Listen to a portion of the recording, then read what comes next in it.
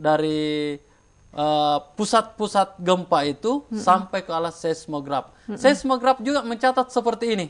Yang seperti ini yaitu gelombang seperti ini yang dia catat di seismograf. Sehingga amplitudonya kita juga hitung mulai dari sini. Ini namanya, apalagi kalau semakin gempa itu terjadi, semakin pertama letusan itu amplitudonya lebih besar.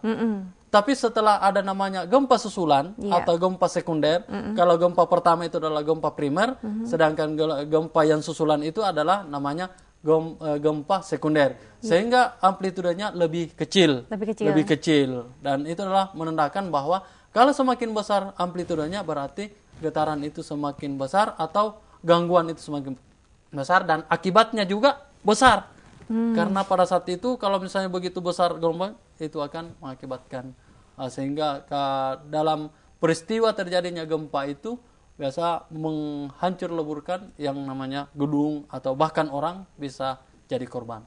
Ya, gitu, tapi kan seperti yang kita lihat dalam hasil seismograf itu gelombangnya tidak seperti yang ada di contoh di tayangan tadi ya Pak ya. Kalau yang tadi kan dia sempurna gitu ya, sama dari gelombang pertama berikutnya. Tapi kalau seismograf itu kan kadang naik, kadang turun, kadang naik, kadang turun itu adalah yang saya katakan tadi bahwa memang pada saat gempa pertama itu bisa sama, dan ada yang bisa sama pada saat dia bersamaan itu getarannya, tetapi bisa turun pada saat gelombangnya juga turun atau getaran turun pada saat untuk diterima dari deteksi dari seismograf itu sendiri.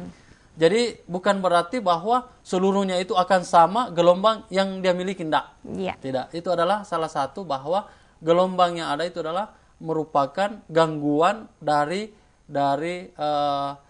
suatu gangguan yang dari tempat yang lain ke tempat yang lain. Makanya biar beberapa mil jauhnya bisa sampai di tempat yang lain.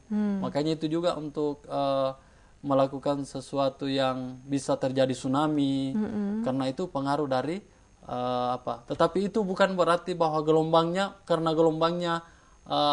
karena gelombangnya sehingga terjadi tsunami, bukan itu. Bukan ya. Tetapi itu adalah misalnya kalau dalam lautan itu biasa terjadi patahan, sehingga air yang ada di laut itu melewati dari patahan tadi, akhirnya dia kembali ke darat, sehingga mengakibatkan yang dikatakan tsunami tersebut. Iya. Ya. Begitu. Ada beberapa yang bisa saya juga tampilkan pada kesempatan ini. Ini menandakan, Mbak, yang seperti yang ditanyakan tadi, apakah panjang gelombang atau kecepatannya itu hampir sama. Ini adalah salah satu bentuk. Nah, kita ketahui bersama panjang gelombangnya ini adalah kalau ini yang gambar pertama dengan gambar kedua. Kalau yang gambar pertama itu jarak yang ditempuh adalah 60 meter.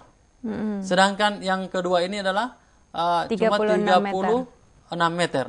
Tetapi panjang gelombangnya itu berbeda. Ini yang membedakan, yaitu antara panjang gelombang dengan frekuensi gelombang.